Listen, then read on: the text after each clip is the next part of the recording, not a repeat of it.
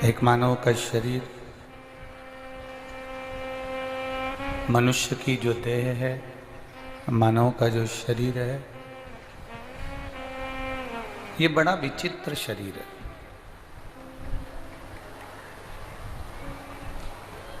पाप, सांप और आग, इन तीन चीजों से बचकर जो निकल जाता है, समझ लो वो जिंदगी के एक पड़ाव पर ऊपर की ओर बढ़ जाता है।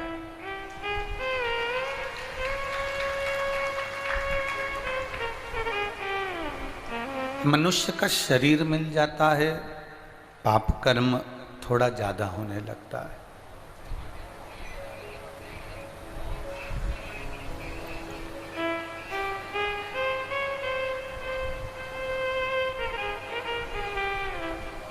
पाप, सांप और आग,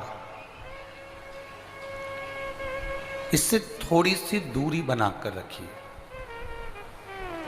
अगर मानव की देह मिल जाए, मनुष्य का शरीर मिल जाए, तो प्रयास ये करिएगा कि हम इस शरीर के द्वारा किसी का दिल ना दुखाएं, हम इस शरीर के द्वारा कोई गलत कार्य ना करें।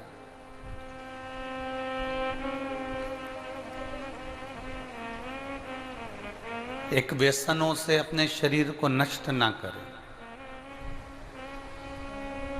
तुम्हारी 50,000 की 1,00,000 की गाड़ी में पेट्रोल खत्म होने पर कोई गटर का पानी नहीं डालता, कोई नाली का पानी नहीं डालता। यहाँ जितने बैठे हैं, इसमें से कोई ऐसा व्यक्ति नहीं कि अपनी गाड़ी का पेट्रोल खत्म हो जाए तो उसमें पानी डालकर चलाया जाए।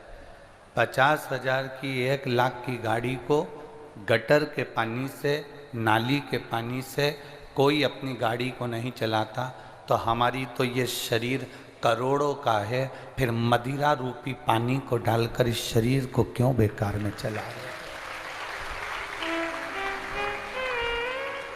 कीमती है ये शरीर, हमारी किडनी, हमारा लीवर, हमारा फेफड़ा, हमारी आंतें, हमारा हृदय, हमारे नेत्र, हमारी श्रवण शक्ति, हमारी वाणी बड़ी कीमती है। इन कीमती शरीर को हम क्यों गलत तरीके से इसको अपने जीवन को बेकार करें?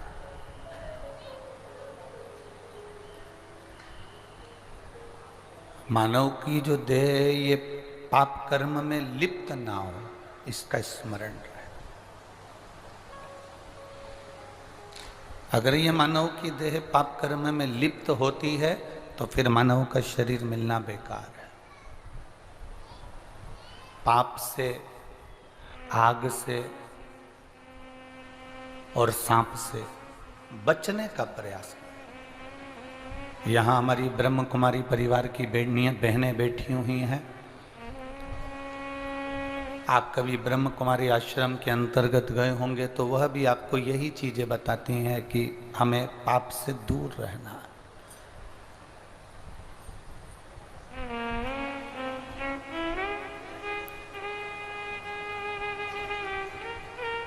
हमें यही सिखाया जाता है कि हम गलत मार्ग से दूर हट जाए। पानी में डूबने वाले को बचाना सरल है, पानी में डूबने वाले को बचाया जा सकता है, पर प्याली में डूबने वाले को बचाना कठिन है और बचाया नहीं जा सकता। पानी में और प्याली में अंतर है। पानी में डूबोगे तो तुम्हारे बचने के चांस भी हैं, पानी में डूबोगे तो तुम बच भी सकते हो, पर मदिरा की प्याली में डूबोगे तो तुम्हारे बचने के कोई चांस नहीं है, तुम्हें कोई नहीं बचा सकता। कौन बचाएगा?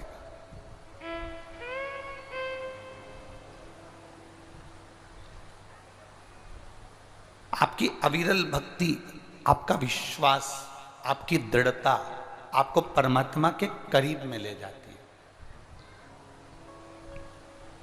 प्रत्येक गांव में एक संत, एक साधु, एक सत्पुरुष, एक पतिव्रता नारी, एक सतीवान नारी, एक भगवान का भक्त, प्रत्येक गांव में जैसे पीपल का वृक्ष होता है, हनुमान जी का मंदिर होता है, भगवान का मंदिर होता है, भैरव जी का मंदिर होता है, या कोई देवी जी का, शीतला माता का ओटला होता है, मंदिर होता है, वैसे ही प्रत्येक गांव में एक संत होता है, प्रत्येक गांव में कोई एक भक्त होता है, प्रत्येक गांव में कोई एक पतिव्रता धर्म का पालन करने वाली एक नारी होती है, सातित्व को धारण करने वाली कोई एक नारी होती है।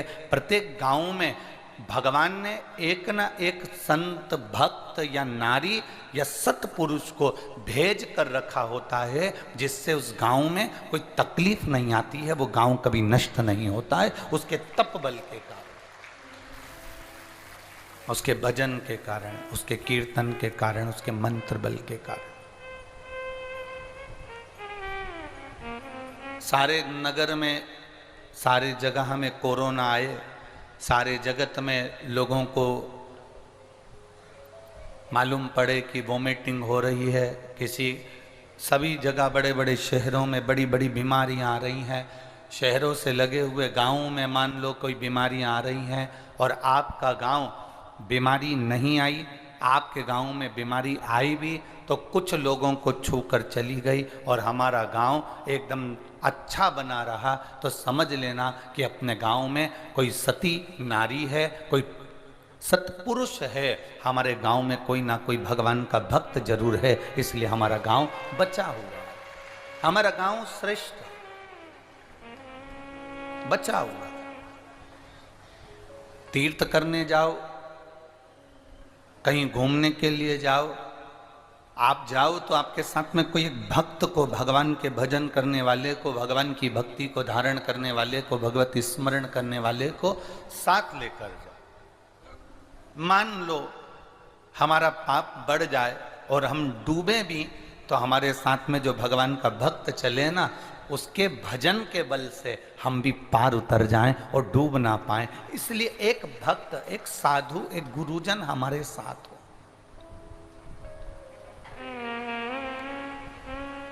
शरीर का काम है वो पाप करवाएगा, शरीर का काम है वो गलत दृष्टि देगा, शरीर का काम है वो गलत जगह पर ले जाएगा, शरीर का काम है वो गलत विचारों को देगा, शरीर का काम है वो गलत सोच भी प्रदान करेगा। पर आपका काम क्या है, आपका कार्य क्या है? भगवत भजन की ओर तल्लीन रहना।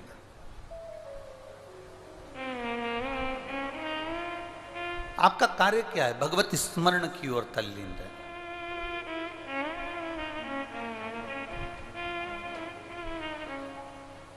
शरीर कहेगा कि चलो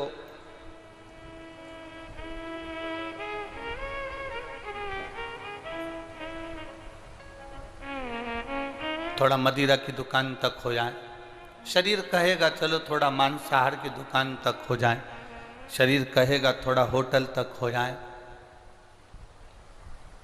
शरीर कहेगा कहीं वैश्यावृत्ति की ओर गलत और पर मन चलें। पर इस मन के जाने को आप थोड़ा सा सत्संग के माध्यम से, भजन के माध्यम से, पूजन के माध्यम से रोक सकते हो। ऐसा नहीं है कि हमारा शरीर कहे और हमें उस हिसाब से चल देंगे।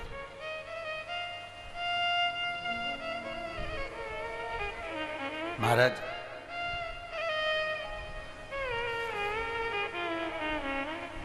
कान में कुंडल पहनो मना नहीं है, पर ऐसा पहनना कि कान ना कटे।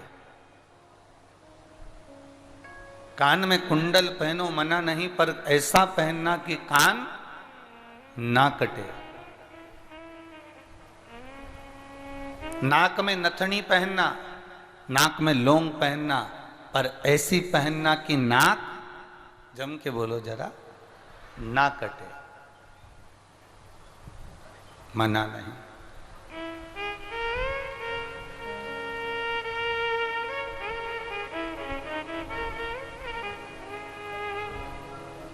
और संसार में खूब रह लो,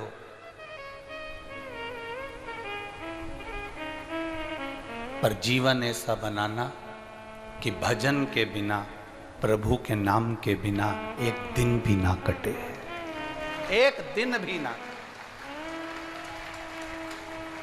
कान में कुंडल पहनो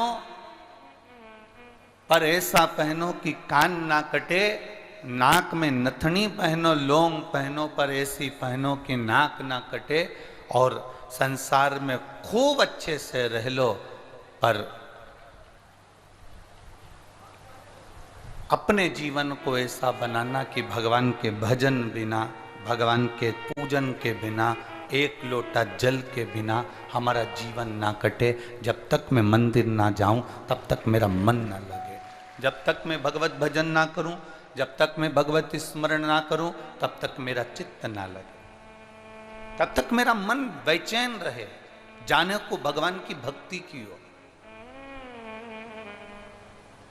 भगवान के भजन की ओर। आज बालोद नगर के, इस बालोद जिले के अंतर्गत बालोद में जो कथा हो रही है, पूरे बालोद में ऐसी कोई रोड नहीं है जो खाली हो। प्रत्येक रोड में लाखों से लाखों भक्त भरे पड़े हुए हैं, प्रत्येक रोड पर। शहर की स्थिति तो हमको नहीं कर सकते क्योंकि हम शहर के बाहर रह रहे हैं, अंदर जाने की हमको परमिशन भी नहीं क्योंकि इतनी भीड़ में कहाँ जा पावे। पर शहर की स्थिति हम नहीं कर सकते, और हम आते भी बाहर जंगलों में से आते, जंगलों में से चले जाते, तो हमको तो अंदाजा नहीं लग पाता। पर आज जंगल की स्थिति यह है कि वहाँ चारों तरफ लोग पेड़ों की छांव में, गाड़ियों पर, नहर के किनारे, तालाब के किनारे, जहाँ जिसको जगह मिल रही है, छतरियों में, पन्नियों में, दुकानों में, रोडों पर, वृक्ष के नीचे, गाड़ियों के नीचे, जहाँ जिसको जगह मिल रही है वो वहाँ बैठा है। शायद हमारे जीवन की ये पहली ऐसी कथा होगी जिसमें 7 से 8 पंडाल लगे, उसके बाद भी भक्त रोड पर हैं।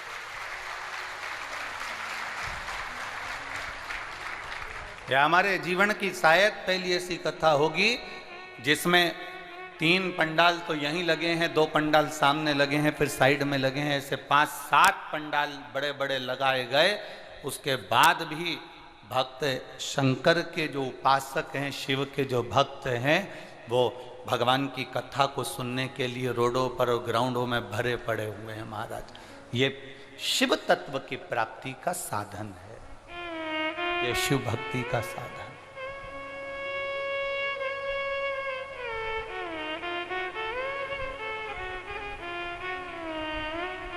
आज बड़ी प्रसन्नता हो रही है हमें आपको यहाँ पर पाकर, यहाँ पर बैठा हुआ देखकर, इस कथा के पंडाल में आया हुआ देखकर।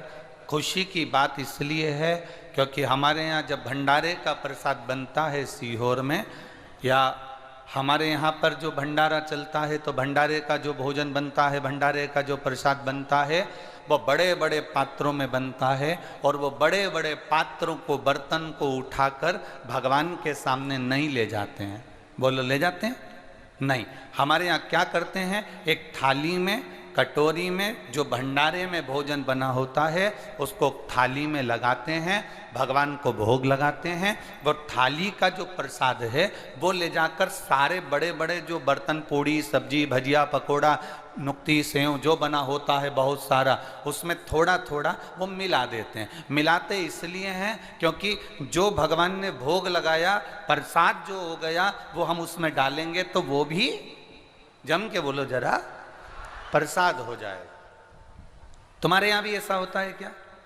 अरे बोलो तो रे बालोद वालों, होता है ऐसा कि इतने बड़े बड़े भगोने, बड़े बड़े बर्तन भंडारे के भगवान के सामने नहीं ले जाते क्योंकि वो भंडार गृह में रहते हैं। बस एक थाली में भोजन लगा कर ले जाते हैं, भगवान को भोग लगाते हैं, वही उठाकर फिर उन प्रसाद में, उन भोजन में मिला देते हैं, तो सारा की सारा जितना भोजन है वो प्रसाद बन जाता है। बस ये देखकर प्रसन्नता हो रही है कि आप भी वो भोजन की थाली हो जो यहाँ आई हो, और भोजन भोग लगने के बाद, भगवान की कथा सुनने के बाद, शिव महापुराण को सुनने के बाद, जब आप भी अपने गांव में जाओगे तो मुझे विश्वास है पूरे गांव को प्रसाद बना दोगे, जाते से ही पूरा गांव स्वच्छ हो जाएगा। आपके थोड़ा सा भोग लगता है और वो बड़े बड़े बर्तन में थोड़ा थोड़ा डाल दो तो प्रसाद हो जाता है। उसी तरह तुम जिस जिस गांव से आए हो,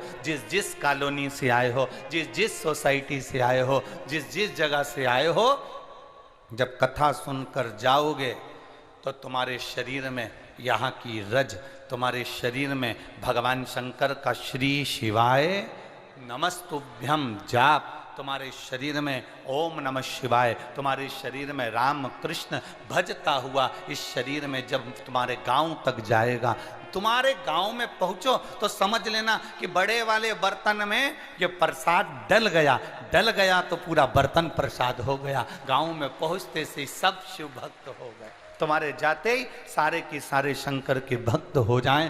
तुम्हारे जाते ही तुम अपने मंदिर में, देवालय में, शिवालय में श्री शिवाय नमस्तुभ्यम बोल बम का नारा है। तुम्हारे मुख से जब आप स्मरण करो, तुम्हारे मुख से जब आप गुंजायमान हो, तुम्हारे मुख से जब आप मंत्र जाप करो, नाम जाप करो और तुम्हारे गांव के लोग भी तुम्हारे मुख का दर्शन करें।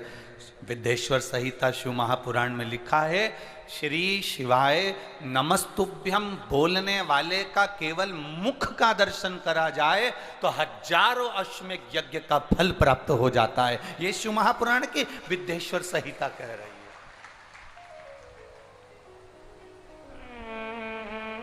ये शिव महापुराण की विद्येश्वर संहिता वर्णन कर रही है।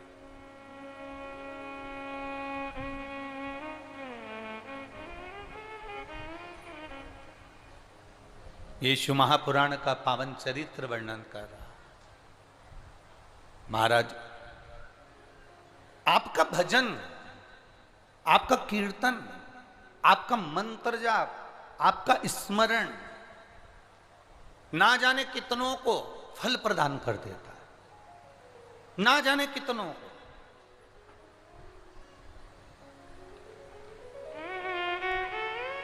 शंभु देखो, आप लोगों को अगर आता है ना तो अपने वॉल्यूम को, अपनी आवाज को थोड़ा तेज कर कर बोला करो, जिससे पास वाले के कान में भी चला जाए तो वो भी गुनगुना ले थोड़ा सा। शंभु शरणे मांगू घड़ी दुख काट, दया करी ने दर्शन। शंभु शरण पड़ी मांगो घड़ी दुख काटो, दया करी ने दर्शन। एक थोड़ा सा प्रसाद भगवान के बड़े बड़े बर्तन में डाला जाए तो वो पूरा प्रसाद हो जाता है।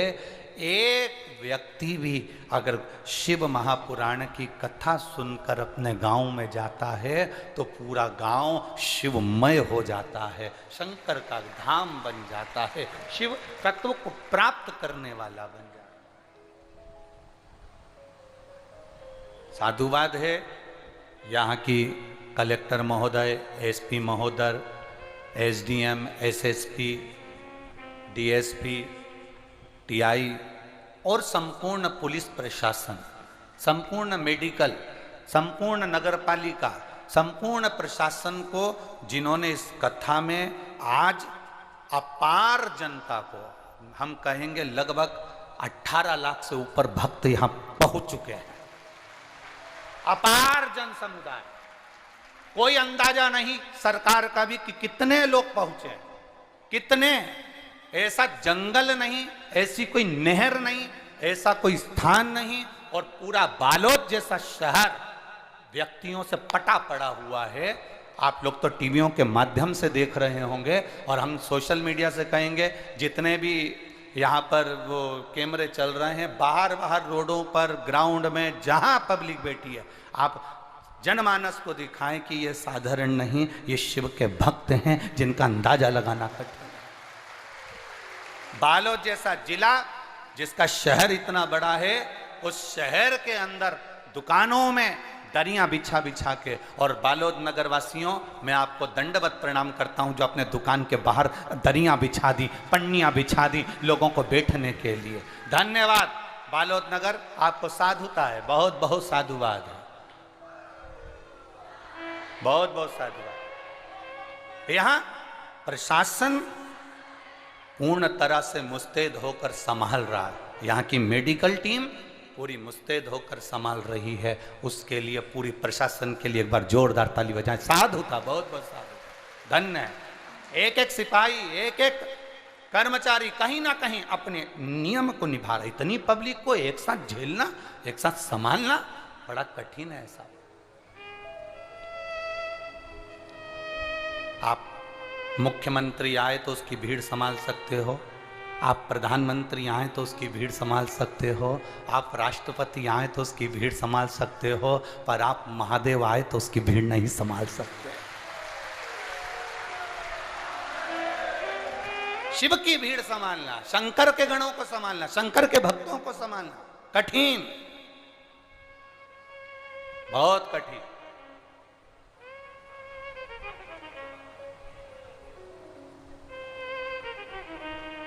और बिना निमंत्रण के ये जितने बैठे हैं, एक के पास भी ना तो पीला चावल गया, ना पत्रिका गई, ना पंपलेट गया, ना बैनर गया।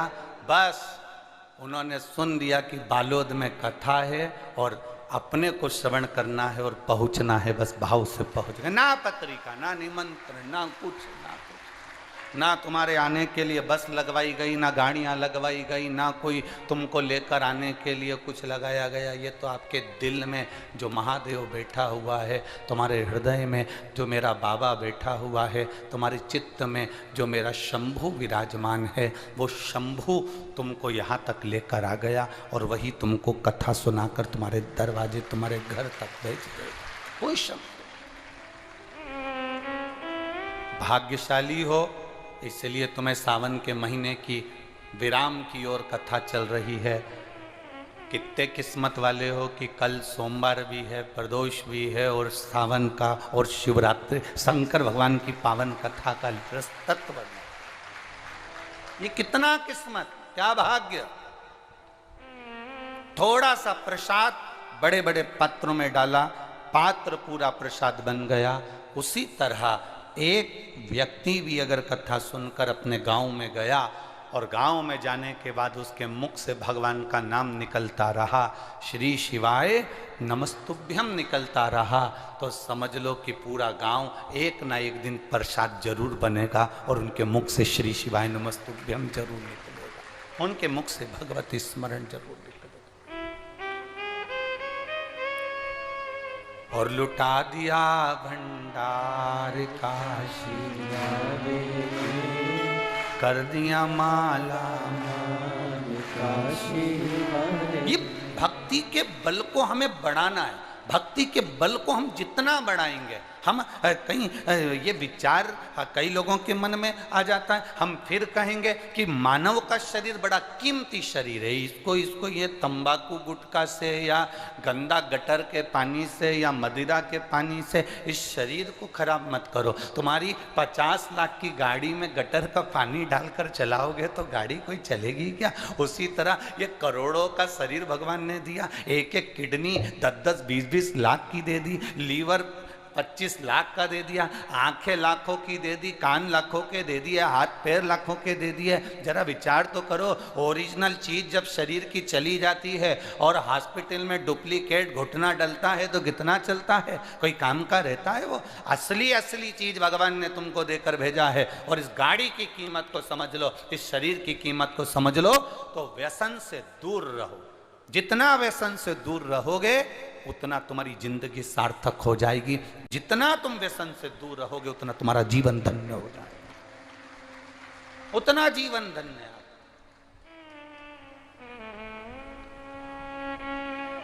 भजन का बल बढ़ाओ, भजन का बल। एक बच्चे को एक डॉक्टर ने कह दिया कि इसका ऑपरेशन होगा, तो बच्चा 3 साल का,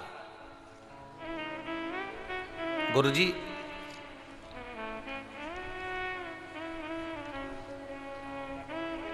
मेरा नाम ईशा साहू है, मैं ग्राम खपरी हीरू, सही है, खपरी हीरू गुंडर देही बालोद छत्तीसगढ़ की निवासी हूँ। सही बोला है हमने? हाँ ठीक है, सही बोला हो तो तुम समझ लेना, ठीक है, बाकी के तो सब जाने दो। एक बार फिर से बोल देते हैं। नाम ईशा साहू है, मैं ग्राम खपरी हीरू गुंडर देही बालोद छत्तीसगढ़ की निवासी हूँ। गुरुदेव कहीं बैठी हो तो हाथ हिला सकती हैं। गुरुदेव, मेरा 3 साल का बेटा है, जन्म से ही उसके शरीर में एक प्रॉब्लम हो गई और यूरिन वाले स्थान पर उसको तकलीफ हो गई। जितने डॉक्टरों को दिखाया है जन्म से, वो 3 साल का हो गया गुरुदेव, पर ठीक नहीं हो पाया। हर डॉक्टर का कहना था इसका ऑपरेशन होगा। हम भी विचार में पड़ गए कि ऑपरेशन कैसे कराएं, छोटा सा बच्चा है। दिन चलते गए चलते गए चलते गए, आज बेटा 3 साल का हो गया।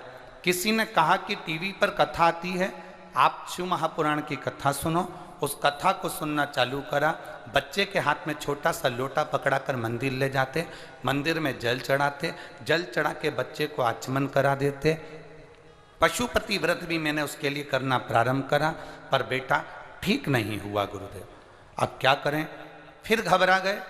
किसी ने कहा इतनी जल्दी हिम्मत मत हारो, सियोर वाला महाराज कहता है अपना कार्य पूरा करो, 3 महीने में कुछ नहीं होता तो और बढ़ाओ, बाबा का भजन करने में क्या जाता है। अब तो बच्चा भी जिद करने लगा, मम्मी शिव मंदिर चलो। शंकर के मंदिर में छोटा सा लोटा लेकर बच्चे से जल चढ़वाती, पानी पिलवाती और फिर वापिस एक बार पशुपति व्रत करा। गुरुदेव, हम ऑपरेशन के लिए बच्चे को जब डॉक्टर के यहाँ लेकर गए, डॉक्टर ने कहा अब इसको ऑपरेशन की जरूरत नहीं, इसका शरीर ठीक हो गया है। यह शिव तत्व है, क्यों घड़ी है।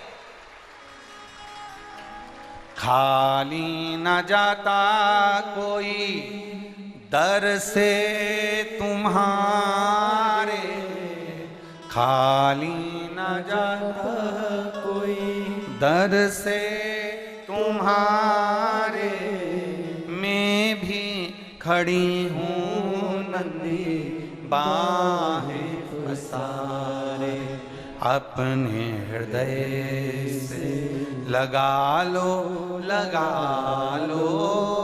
गिरा जा रहा हूँ, उठा लो भोले अपने दर से, अब तो न टालो, गिरा जा रहा हूँ, उठा लो। शिव आराधना में जो रम गया, थोड़ा समय लग सकता है, थोड़ा दुख अगर भारी है, कटने में समय लग सकता है, पर आप अपने विश्वास को डिगने मत दो, आप अपने भरोसे को टूटने मत दो।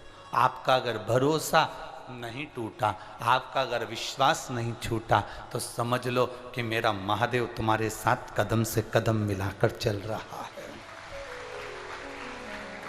मेरा शिव आपके साथ है, हर पल हर घड़ी हर क्षण मेरा महादेव तुम्हारे साथ में है।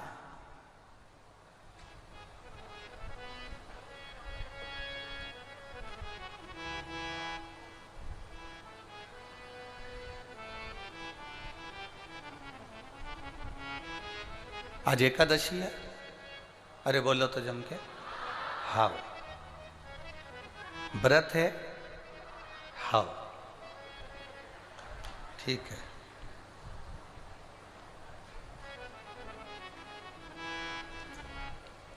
बहुत सारे लोग हैं, कई लोगों को हमारी बात बुरी भी लग जाए, कोई भरोसा नहीं, और लग जाए तो लग जाए। आग लगे बस्ती में, लग जाए तो लग जाए। कई लोग हैं गूगल पे सर्च कर रहे हैं, कई लोग हैं यूट्यूब पे सर्च कर रहे हैं, कई लोग हैं फेसबुक पे सर्च कर रहे हैं आज कौन सी एकादशी है और एकादशी के साथ में आज क्या खाऊं,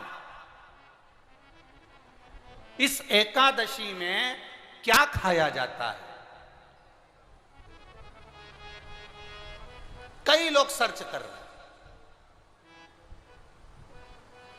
प्रदोष का व्रत है, प्रदोष के व्रत में आज मान लो मंगलवार का प्रदोष है, मान लो सोमवार का प्रदोष है, मान लो गुरुवार का प्रदोष है, तो प्रदोष में मैं क्या खाऊं, आज के व्रत में क्या खाया जाए। लोग नेट पर सर्च करते हैं, लोग गूगल पर सर्च करते हैं, किताबों में ढूंढते हैं, पोथी पुराणों में ढूंढते हैं क्या खाया जाए।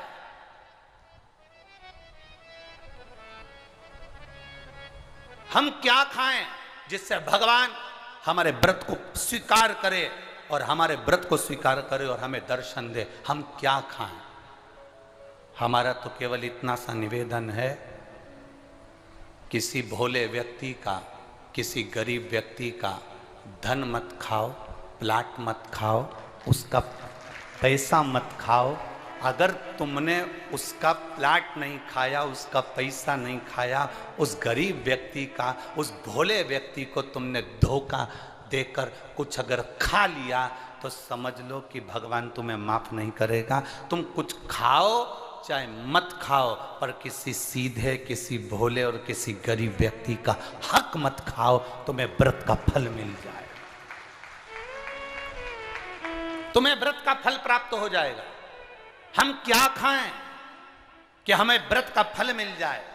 हम दिन भर भूखे रहें, व्रत कर भी लें और किसी गरीब व्यक्ति का हम धन खा जाएं, किसी को हम अपशब्द कह दें, ताने दे दें, गाली दे दें, आड़ा टेढ़ा कह दें, और किसी का पड़ा हुआ जरा सा मोबाइल उठाकर खा गए, किसी का थोड़ा सा सामान उठाकर रख लिया, तो ये इससे कभी परमात्मा प्रसन्न हुआ है क्या? बोलो री जी छत्तीसगढ़ वालियों, दिल से बोलो जरा, भगवान प्रसन्न हो जाएगा क्या? नहीं।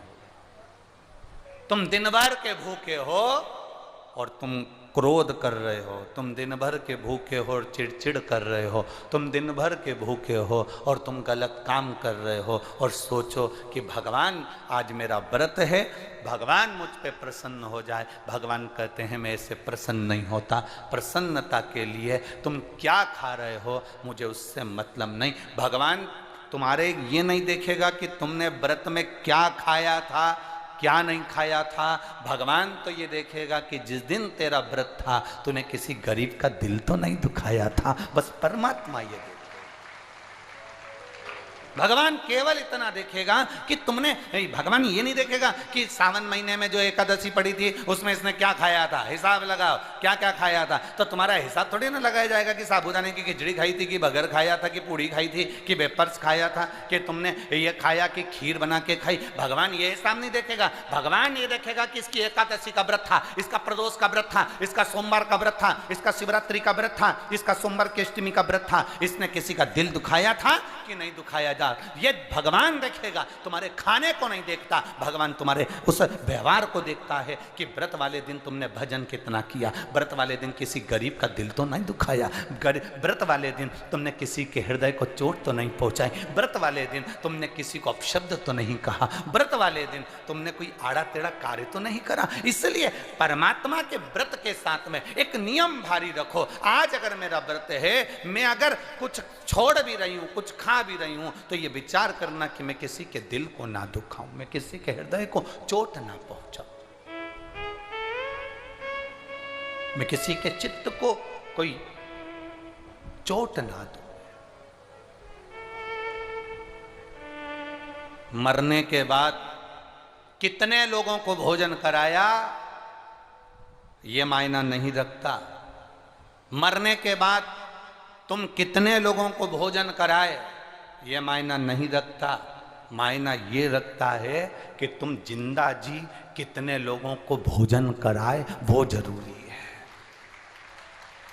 तुम्हारे गांव में शिव महापुराण की कथा हुई, बालोद में शिव महापुराण की कथा हुई, सावन का महीना, 5 दिन की शिव पुराण की कथा मिली, 5 दिन की शिव महापुराण की कथा मिली। तुम्हें धन्यवाद देना चाहिए। ये जितने भी यजमान परिवार हैं, इन सभी यजमानों को हम तो देखो इस व्यासपीठ से केवल ये कामना कर सकते हैं। हम ये जानते हैं 5 जजमान, 10 जजमान, 20 जजमान, 25 जजमान, 30 जजमान, 35 जजमान, 40 जजमान, 50 जजमान, जितने भी यजमान हैं हमारी जिह्वा पर उनका भले नाम ना आए, पर इतना याद रखना कि तुम वो यजमान हो जिसको शंकर भगवान ने पसंद कर कर रखा है, उसको पसंद, वो महादेव ने तुमको पसंद कर कर रखा है। कोई कोई सोने की रकम ऐसी होती है जो किसी को दिखाई नहीं देती, कोई कोई सोने की रकम ऐसी होती है जो किसी को दिखाई नहीं जाती। उसमें ये यजमान जितने भी बने हुए हैं, आप वो हीरा हो, वो सोना हो, भगवान को धन्यवाद देना कि ये 5 दिन की कथा के हमें यजमान पद मिले। हम अगर थोड़ा बहुत देकर भी अगर कहीं यजमान पद प्राप्त करे तो ये उसकी उदारता होगी, कुछ तो उसने कृपा करी होगी जो हमारी जिंदगी संवार दी होगी। नाम मूल नहीं है, बैनर मूल नहीं है, शब्द मूल नहीं है, मूल है आपका किया गया समर्पण।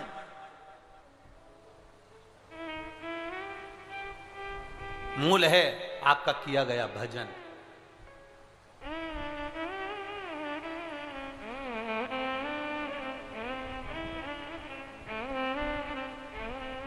मूल भगवत स्मरण है।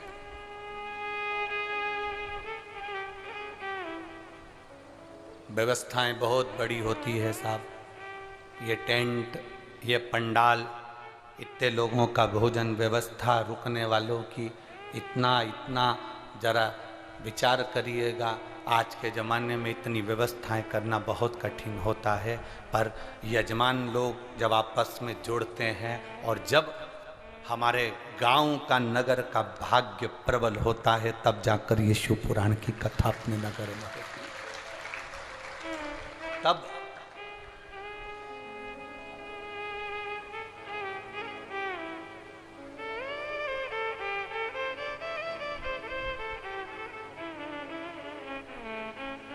भक्ति के बल को बढ़ाना है, अपने विश्वास को दृढ़ बनाना है। मरने के बाद कितने लोगों को भोजन कराओगे? मरने के बाद तुम्हारा बेटा कितनों को भोजन करा रहा है? मरने के बाद तुम्हारी बहू कितनों को साड़ी दे रही है? मरने के बाद तुम्हारी बहू कितनों को सुहाग सामग्री दे रही है? मरने के बाद तुम कितनों को भोजन करा रहे हो, वो जरूरी नहीं।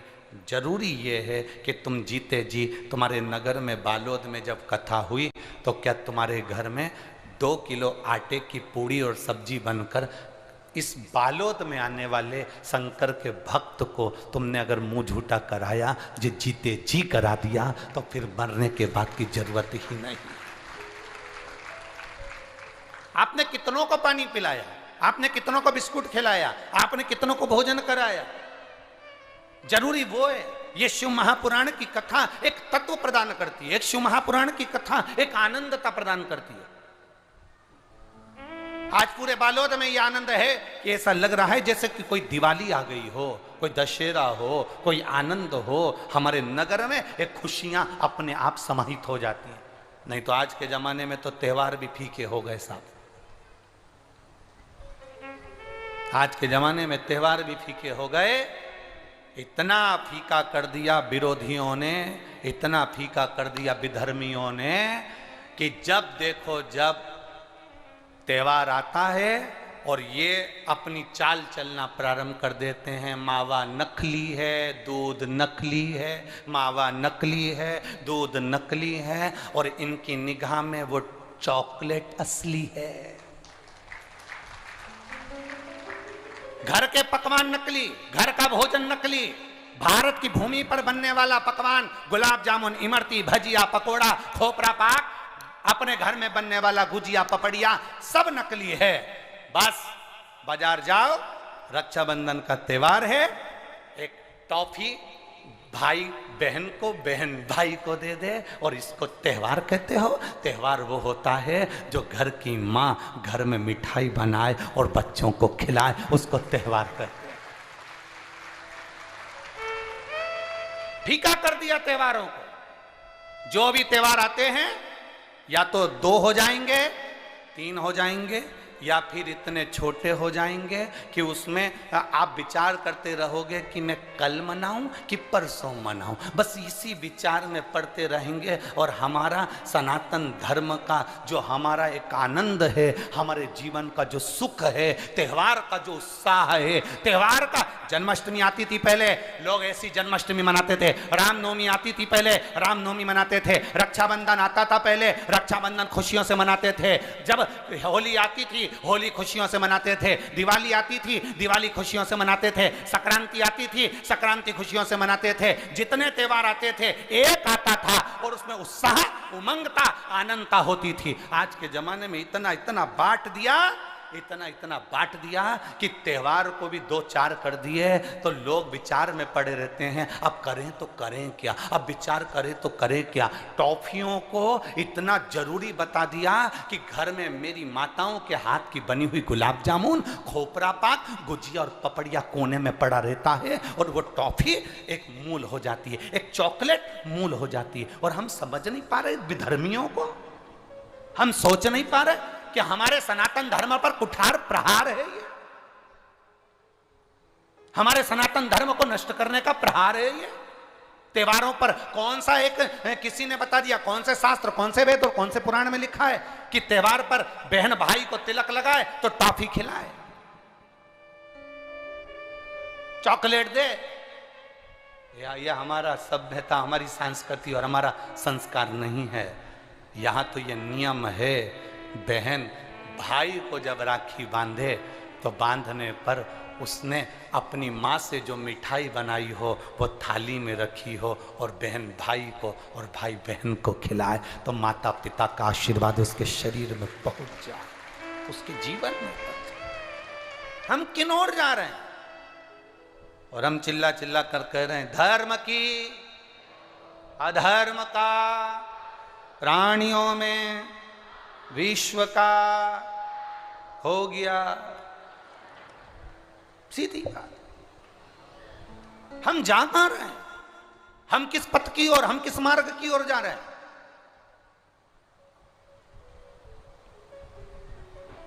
भ्रम में पड़ गया, विचारों में पड़ गया, हम भ्रमित हो रहे हैं। भ्रमित। एक ने कह दिया, सियोर वाला महाराज कहता है शंकर जी पे चढ़ा हुआ जल पीना चाहिए, सियोर वाले महाराज कहते हैं बेलपत्री चढ़ी हुई खाना चाहिए। फिर कहीं का आ गया जिसको सियोर वाले महाराज का विरोध करना था, उसने कह दिया ना जल पियो ना बेलपत्री खाओ, नहीं तो तुम्हारा जीवन ऐसा हो जाएगा। ये विरोध शास्त्र का नहीं है, ये सियोर वाले महाराज का है कि इन्होंने अगर बोला है तो उसका विरोध करना, इन्होंने बोला दुर्वा चढ़ाओ उसका विरोध करना, इन्होंने बोला चावल चढ़ाओ इसका विरोध करना। और दुनिया के लोग उनके झाले में पड़ जाते हैं। हमारा नियम निवेदन है, ना तुम सीहोर वालों की मानो ना तुम किसी की मानो। गीता प्रेस गोरखपुर की शिव पुराण बाजार से लेकर आओ, उसको दिल से धीरे धीरे पढ़ो, उसमें सब मिल जाएगा तुमको जो सीहोर वाला अपनी व्यासपीठ से बोलता है। स्कंद पुराण लाओ, नर्मदा पुराण लाओ, लिंग पुराण लाओ, देवी भागवत लाओ, ब्रह्म विवर्त पुराण लाओ, सारी पुराणों को घर में लाकर रखिए और एक एक पुराण का धीरे धीरे अध्ययन करो कि सियोर वाला महाराज कहीं अलग जगह से तो नहीं बात रहा। एक एक पुराण का अध्ययन करो। केवल फेसबुक, यूट्यूब और मोबाइल पर ज्ञान नहीं मिलता कि आप थोड़ी देर खोल के बैठ कर आपने ज्ञान ले लिया, ये तो हमने पढ़ा था शास्त्र में। ऐसा शास्त्र को पढ़िए, वेद को पढ़िए, अपने पुराणों को पढ़िए, उसका अध्ययन करिए कि बेलपत्री का चरित्र कहां वर्णन करा। एक बेलपत्र दान का जो वर्णन हमारे शास्त्रों में किया गया, एक वृक्ष लगाने का फल हमारे शास्त्रों में कहा गया, एक भूखे व्यक्ति को भोजन कराने का फल हमारे शास्त्रों में कहा गया, उसको पहचानिए। एक नवयुवक लड़का अपने पिता के सिंहासन पर बैठ गया तो उसने अपनी प्रजा से पूछा,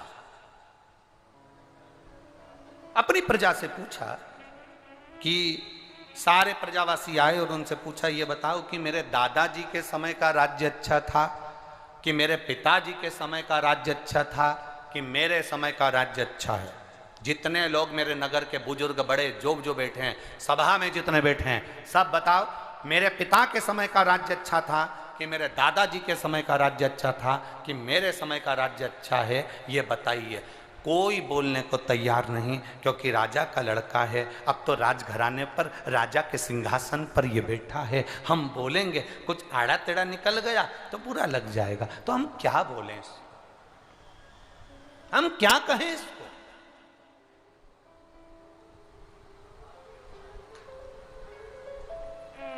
हम क्या वर्णन करें इसको? नहीं बोल, क्या बखान करें हम इसको? कोई नहीं बोला। तब एक बुजुर्ग, एक बूढ़ा सा व्यक्ति बोला, महाराज मैं कहना चाहता हूं। राजा ने कहा, खुशी खुशी बोलिए। हमारे दादा के समय का राज्य अच्छा था, हमारे पिताजी के समय का राज्य अच्छा था कि हमारे समय का राज्य अच्छा है, बताओ। इतने में बूढ़ा व्यक्ति बोला, मैं ये तो नहीं बता सकता, पर इतना जरूर बता सकता हूँ, जब हम बाल्यावस्था में थे, आपके दादाजी का जब राज्य चल रहा था, उस समय पर मेरे जीवन में घटना घटी। क्या घटना घटी? घटना ये घटी कि एक बार मैं लकड़ी काटने जंगल में गया, जंगल से लौट रहा था तो एक सुंदर अबला स्त्री रो रही थी। एक सुंदर अबला स्त्री एक जंगल में रो रही है। सुंदर अबला स्त्री जब जंगल में रो रही थी, तब मैं उस स्त्री के पास गया। मैंने कहा, क्या बात है, आप क्यों रो रही हो? कहा, मेरी विदाई कराकर मेरे ससुराल वाले मुझे लेकर जा रहे थे, डाकुओं ने आक्रमण कर दिया, परिवार के लोगों को ना जाने कहाँ फेंक दिया। मैं उनसे बचकर, क्योंकि मेरे शरीर पर कीमती जेवर हैं, इसलिए मैं उनसे छुपती हुई यहाँ आकर पेड़ के नीचे बैठ गई। क्या आप मुझे मेरे ससुराल पहुंचा दोगे? क्या आप मुझे मेरे ससुराल पहुंचा दोगे? क्यों नहीं, कौन सा गांव है तुम्हारा? मेरा वाला गांव है। इतने में उस व्यक्ति ने कहा कि मैंने देखा है तुम्हारा गांव, चलो तुम्हारे ससुर का नाम क्या है ये, चलो मैं तुम्हारे घर पहुंचा दूंगा, वो तो मैं पहचानता हूं, चलो। उस अबला स्त्री को लेकर, वो बूढ़ा व्यक्ति कह रहा है, मैं उस अबला स्त्री को लेकर उसके घर पहुंच गया। मैंने सारा चरित्र सुनाया। उसका ससुर इतना खुश हुआ। मेरी बहू के तन पर जेवर हीरे का था, पूरा शरीर कम से कम लाखों का था उसके तन पर जेवर, और तुम मेरी बहू को यहाँ तक लेकर आए हो। मैं तुम्हें ये 15,000 का इनाम देना चाहता हूँ, 15,000 सोने की मोहरें देना चाहता हूँ। और उस व्यक्ति ने कहा कि मैंने वो सोने की मोहरें नहीं ली, 15,000 नहीं लिया। महाराज, मैं वापिस आ गया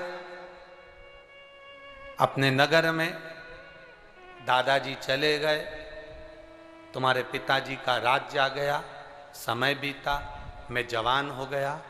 तब मैंने विचार करा, कितना दुख का जीवन जी रहा हूं आज मैं, कितनी तकलीफ की जिंदगी जी रहा हूं मैं आज, और इतनी तकलीफ की जिंदगी मेरी जी रही हूं, इतना तकलीफ की जिंदगी में जी रहा हूं।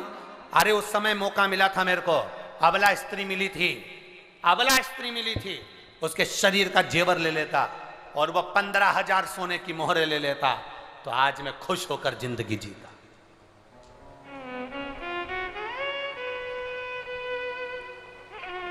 आज मैं खुश होकर जिंदगी जीता। उसके शरीर पर इतना महंगा जेवर था, सब छुड़ा लेता, कौन देख रहा था मुझे, और मैं सोने की मोहरें भी ले लेता। महाराज, आज मैं आपके राज्यपाट में हूं, आज मेरे मन में इतना दुख होता है क्योंकि मेरे पास कुछ नहीं है। मेरे मन में आया कि उस अबला स्त्री को भी मैं अपना बना लेता और अपनी पत्नी बनाकर रख लेता। सुंदर बहुत थी, युवान थी, और पैसा भी पूरा ले लेता और जेवर भी पूरा ले लेता। महाराज, आज मैं करोड़ों में खेल रहा होता। तो इतने में राजा के लड़के ने पूछा, तुम हमें कहना क्या चाहते हो? बस बूढ़े व्यक्ति ने कहा, मैंने दादाजी का राज्य बता दिया, पिताजी का राज्य बता दिया, आपका राज्य बता दिया, अब इससे ज़्यादा कुछ नहीं कह सकता। राजा के लड़के के आंख से आंसू बहने लगा। मेरे पिताजी ने मुझसे कहा था, जस राजा तस प्रजा, जैसा राजा होता है वैसी प्रजा होती है। दादाजी अच्छे मन के थे, इसलिए उस समय तेरा मन अच्छा था। पिताजी थोड़ी लोभ प्रवृत्ति के थे, उस समय पर तेरे हृदय में लोभ आ गया। और आज मैं युवान स्त्रियों को देखकर उन्हें अपना बनाने का भाव रखता हूं, इसलिए तेरे मन में वो भाव आ गया। तूने तीनों का बल एक ही कहानी में बता दिया कि तीनों का राज्य कैसा है, तीनों का राज्य कैसा है। हमारी सोच, हमारी वृत्ति, हमारा भाव, हम हमारे घर में रह रहे हैं, हमारे घर के बुजुर्ग की सोच क्या है, हमारे घर में भोजन बनाने वाले की सोच क्या है, हमारे घर में रहने वाले का विचार क्या है, हमारे घर में, हमारे गांव में, हमारे नगर में जो रह रहा है। अच्छा, नगर का कोई अध्यक्ष है, गांव का कोई प्रतिनिधि है, गांव का कोई मूल व्यक्ति है, अगर वो ठीक है, उसका भजन ठीक है, उसकी कार्यशैली ठीक है, उसका स्मरण ठीक है, उसकी भक्ति ठीक है, तो आपको भक्ति में मन लगेगा। और जो व्यक्ति कहीं ना कहीं डामाडोल है, तो आपका भक्ति में मन नहीं लग सकता,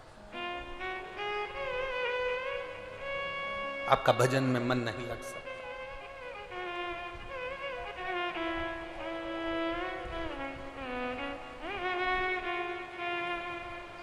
इसीलिए शिव महापुराण की कथा बारंबार कहती आई है, शिव महापुराण की कथा बारंबार वर्णन करती आई।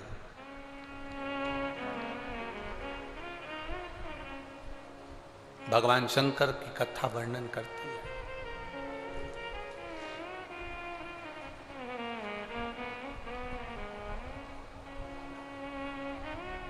शिव कथा कहती है, महाराज तूने ऐसा डमरू बजाया, तूने ऐसा डमरू बजाया, मेरा मन हर लिया, मेरा मन हर लिया। ओ भोलेनाथ दिल तुझको दिया, ओ भोलेनाथ दिल तुझको दिया। सब गाइए, ओ भोलेनाथ ये क्या कर दिया, ओ भोलेनाथ ये क्या कर दिया, ओ भोलेनाथ मेरे ओ भोलेनाथ, ओ भोलेनाथ मेरे ओ भोलेनाथ, ओ भोलेनाथ मेरे ओ भोलेनाथ, ओ भोलेनाथ मेरे ओ भोलेनाथ, ओ भोलेनाथ दिल तुझको दिया, ओ भोलेनाथ दिल तुझको दिया, ओ भोलेनाथ ये क्या कर दिया, ओ भोलेनाथ ये क्या कर दिया, ओ भोलेनाथ। आओ से बड़े प्रेम से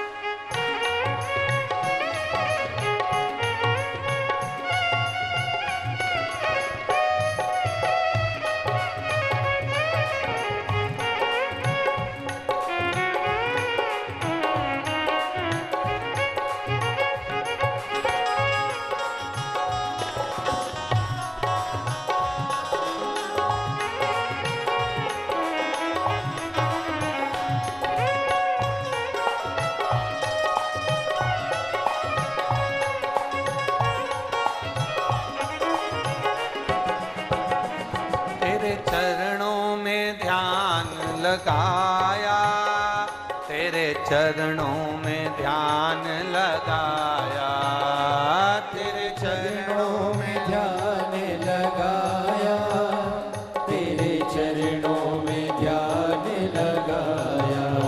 ओ तेरे चरणों में ध्यान लगाया, तेरे चरणों में ध्यान लगाया, तेरे चरणों में ध्यान लगाया, तेरे चरणों में ध्यान लगाया।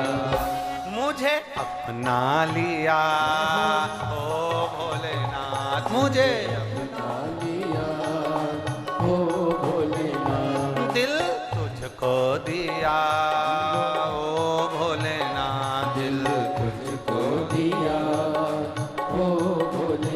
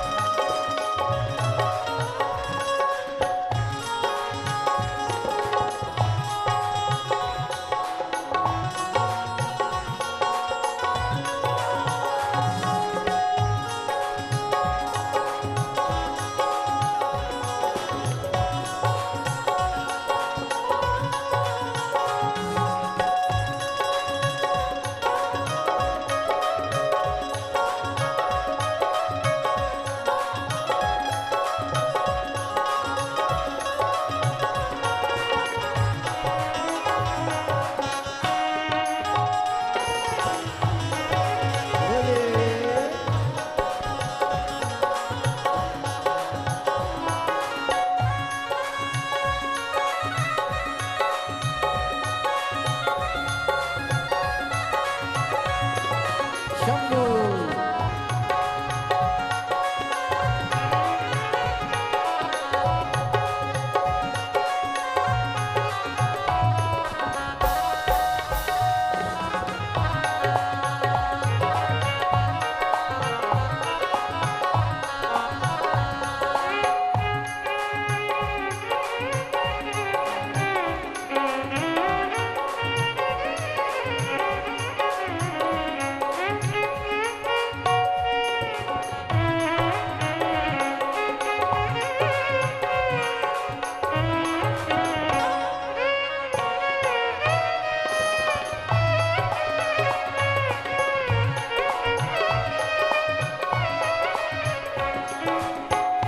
मैं तो बैठी थी गंगा किनारे, मैं तो बैठी थी गंगा किनारे, मैं तो बैठी थी गंगा किनारे, मैं तो बैठी थी गंगा किनारे। मैं तो बैठी थी गंगा किनारे, मैं तो बैठी थी गंगा किनारे, मैं तो बैठी थी गंगा किनारे, मैं तो बैठी थी गंगा किनारे। आके दर्शन दिया ओ भोलेनाथ, आके दर्शन दिया ओ भोलेनाथ, दिल तुझको दिया ओ भोलेनाथ, दिल तुझको दिया। ओ भोलेनाथ।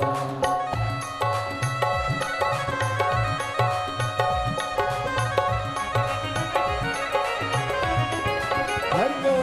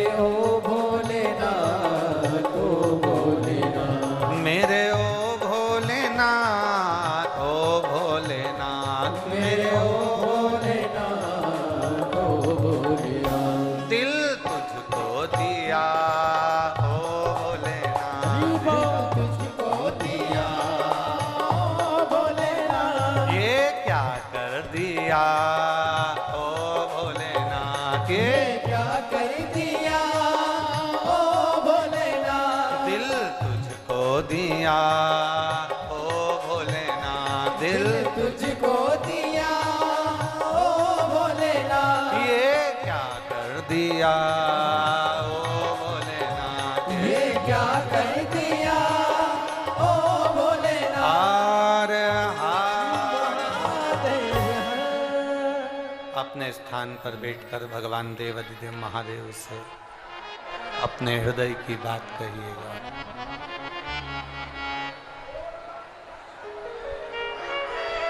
जहां जगह मिले वहां बैठकर बोलिए। जिस जिस जगह पर जहां कार्यकर्ता भी जहां जगह मिले वहां बैठकर बाबा से प्रार्थना करें। हमारे बीच में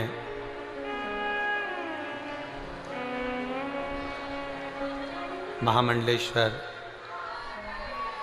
राजश्री महंत श्री रामसुंदर दास जी महाराज अध्यक्ष छत्तीसगढ़ राज्य गौ सेवा आयोग शिवरी नारायण से पधारे। एक बार जोरदार ताली बजाकर स्वागत करें। आपका आत्मीय प्रेम इस व्यासपीठ पर हमेशा रहा है। छत्तीसगढ़ की ऐसी कोई कथा नहीं जहां आप आशीर्वाद देने नहीं पहुंचे। ये आपका आत्मीय प्रेम है। दंडवत प्रणाम करते हैं बाबा। रामपद गमन में शिवरी नारायण पढ़ता है, जहाँ राम जी का बड़ा सुंदर अलौकिक आनंद है। ऐसे पावन धरा पर आपका निवास है। शिव कृपा अवघड़ी की कृपा, दयालु की दया।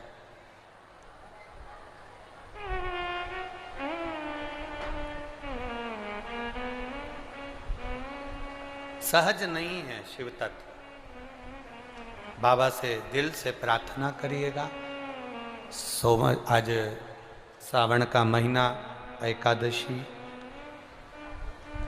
भाव से बाबा से प्रार्थना करो। जहां मिल जाए जगह वहां बैठकर बोलिए श्री शिवाय नमस्तु, श्री शिवाय नमस्तु, श्री शिवाय नमस्तु, श्री शिवाय नमस्तु, श्री शिवाय नमस्तु। भोला सब दुख काटो मारा, ओ भोला सब दुख काटो मारा। शिव शंकर जपो तेरी माला, भोले बाबा जपो तेरी माला। भोला सब दुख काटो मारा, ओ भोला सब दुख काटो मारा। वेश मंगल मंगलकारी, वेश है मंगल मंगलकारी। शमशान वासी हमारा, शमशान वासी हमारा। ओ भोला सब दुख काटो मारा, ओ भोला सब दुख काटो मारा। शिव कथा कह रही है। अपने विचारों को शुद्धता की ओर ले। माँ पार्वती जी शिव जी को अपना बनाने के लिए पार्थिव शिवलिंगों का निर्माण करती हैं।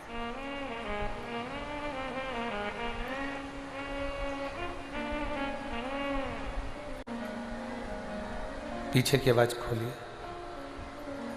माँ पार्वती जी शिव जी को अपना बनाने के लिए पार्थिव शिवलिंग का पूजन कर रहे हैं, पार्थिव शिवलिंग का निर्माण कर रहे हैं।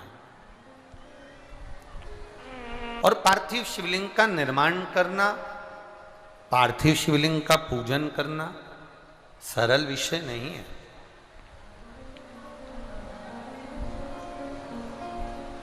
देखिए, कभी अगर मौका लगे आपके जीवन में, हम इतना जरूर कहेंगे, अगर आपके घर में एक बहुत जरूरी है बेलपत्री का वृक्ष। क्या जरूरी है? बेलपत्री का वृक्ष घर में नहीं लगा सकते हो तो फिर कहीं मंदिर देवालय में जरूर लगाओ। मंदिर देवालय में नहीं लगा सकते हो तो कहीं ना कहीं किसी ना किसी बगीचे में जरूर लगाएं। बगीचे में नहीं लगा सकते तो किसी तालाब, बावड़ी, कुआं, पर्वत आदि के तट पर कहीं लगाएं। आवाज बढ़ाओ पीछे की, और बढ़ा दो पीछे की आवाज, रिटर्न आ रहा है, थोड़ा सा बढ़ाइए। चोंगे की आवाज में बढ़ा दो, चोंगे की। जरूरी है, बेलपत्र का वृक्ष बहुत जरूरी है। अगर तालाब, बावड़ी, कुएं पर भी आप अगर बेलपत्र का वृक्ष नहीं लगा पाओ तो फिर प्रयास करो कि रोड के किनारे पर बेलपत्र का वृक्ष, वहां भी नहीं लगा पाओ तो शमशान में कहीं बेलपत्र का वृक्ष शमशान के आसपास में भी है तो वहां अगर कोई बैठेगा उस पर भी अगर छांव पड़ जाएगी, जीव को कोई लेकर जा रहा है उसका भी कल्याण हो जाए, ऐसी जगह बेलपत्र का वृक्ष अवश्य है। 3 जगह पर बैठकर माता पार्वती जी ने तप साधना शंकर जी को प्राप्त करने के लिए करी। 3 स्थान बताए गए, 3 जगह पर, और हमारे शास्त्रों में हम लोग वर्णन करते हैं, आप लोग भी माताएं अगर कथा श्रवण करती हैं, छोटी तीज, बड़ी तीज, जिसको सतुआ तीज आदि आदि कहते हैं, मारवाड़ी, माहेश्वरी, अग्रवाल बंधु, कोई छोटी तीज करता है, कोई सतुआ तीज करता है, सत्तू को कलपता है, कोई हरताली का तीज करता है। ये स्थान बताएं माता के कि माँ कहाँ कहाँ बैठकर शंकर जी को प्राप्त करने के लिए साधना कर रही है। माँ कहां कहां बैठकर तप साधना कर रही है। मां किसी किसी स्थान पर बैठकर शिव की आराधना कर रही है। 3 स्थान बताए गए हैं माता पार्वती जी के तप साधना के। पहला, मां पार्वती मैया नदी सरोवर के तट पर बैठकर साधना कर रही हैं। दूसरा, मां बेलपत्री के वृक्ष के नीचे बैठकर तप साधना कर रही हैं। और तीसरा, मां एक गुफा के अंदर बैठकर तप साधना कर रही हैं, जिस तप साधना में वो शिव को प्राप्त करना चाहते, जिसमें बैठकर वो भगवान देवादित्य महादेव को प्राप्त करना चाहते। किस किस के घर के अंदर बेलपत्री का वृक्ष या पौधा है? जरा हाथ उठाइएगा। बहुत सारे हो रहे, रख लो रख लो रख लो, धर लो। हाँ, बहुत धन्यवाद आपको, प्रणाम आपको, नमन कि आपने बेलपत्री के वृक्ष को लगाया, बेलपत्री के पौधे को लगाया। आपको नमन करते हैं। हजारों अश्वमेध यज्ञ के बराबर फल मिल गया आपको, आपने एक बेलपत्री का पौधा लगाया। हम निवेदन करेंगे आपसे, कोई त्योहार आए, सावन का महीना आया, शिवरात्रि आई, सोमवार की अष्टमी आई, आपसे निवेदन है किसी भी वृक्ष से पत्ती लो या फूल लो, पर वृक्ष को चोट मत पहुंचाओ। ऐसा नहीं कि हम फूल तोड़ने के चक्कर में वृक्ष की टहनियों को तोड़ दें, या हम बेलपत्र तोड़ने के चक्कर में बेलपत्री की डालियों को तोड़ दें। ये श्रेष्ठता हमारे यहाँ शिव पुराण नहीं कहता। हमारे यहाँ पाप लगता है इन सब चीजों से। नहीं है आपके पास में बेलपत्र, शिव जी की चढ़ी हुई बेलपत्र उठा लो, धोकर अपनी थाली में रख लो और वही बेलपत्र बाबा को वापिस चढ़ा दो। मेरा ओघड़ दानी आपके उस बेलपत्र को स्वीकार कर लेगा, उसको दिक्कत नहीं है।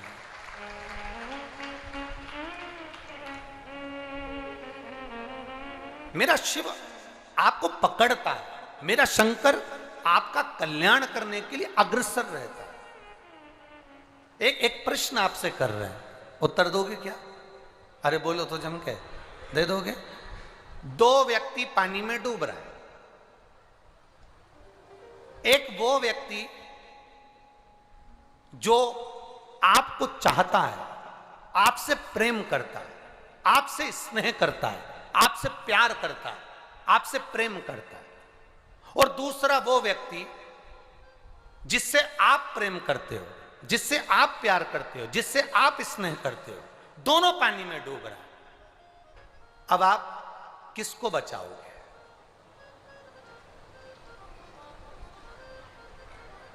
एक वो व्यक्ति जो आपसे प्यार करता है, आपसे प्रेम करता है, आपसे स्नेह करता है, वो पानी में डूब रहा है। और एक वो व्यक्ति जिसके लिए आप दिल लुटाते हो, प्रेम करते हो, प्यार करते हो, स्नेह करते हो, जिसके बिना आप रह नहीं सकते, वो पानी में डूब रहा।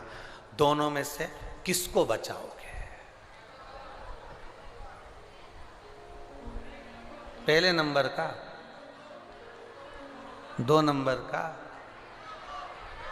2 नंबर, 2 नंबर, 2 नंबर। उधर से दादाजी बोल रहे हैं 1 नंबर का बिल्कुल सही है।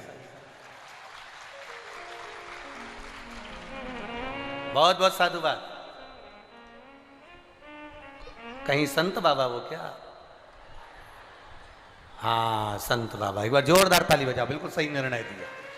बहुत बहुत प्रणाम साधुता, नमन, बिल्कुल सही निर्णय।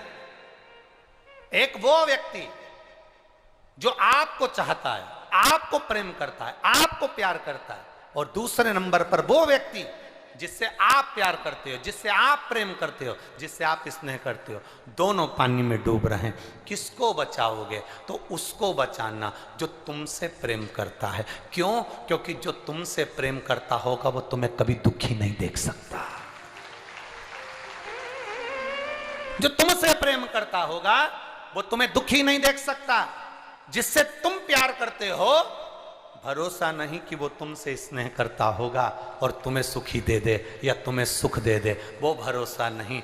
मेरा भोलेनाथ पहले नंबर का है। वो जल चढ़ाने वाले से तब प्रेम करता है कि अपने भक्त को वो डूबने नहीं देता, निकाल लेता, निकाल लेता। वो चाह रहा है, स्नेह कर रहा है। शंभु शरणे पड़ी मांगू घड़ी रे घड़ी, दुख काटो दया करी दर्शन शंभु शरण पड़ी मांगू घड़ी रे घड़ी, दुख काटो दया करी दर्शन। शिव तत्व कह रहा है, शिव से हम स्नेह करें, शिव हमसे स्नेह करे। जब वो प्रेम करता है, मेरा महादेव जब प्रेम करता है तो पूरा निभाता। एक पत्र आया यही प्रेम का।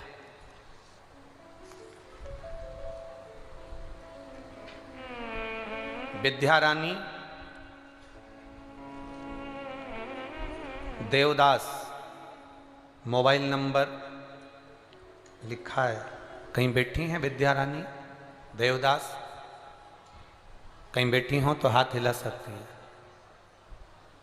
विद्या रानी देवदास कहीं पर बैठी हो तो हाथ हिला सकती हैं। कहीं बैठी हैं?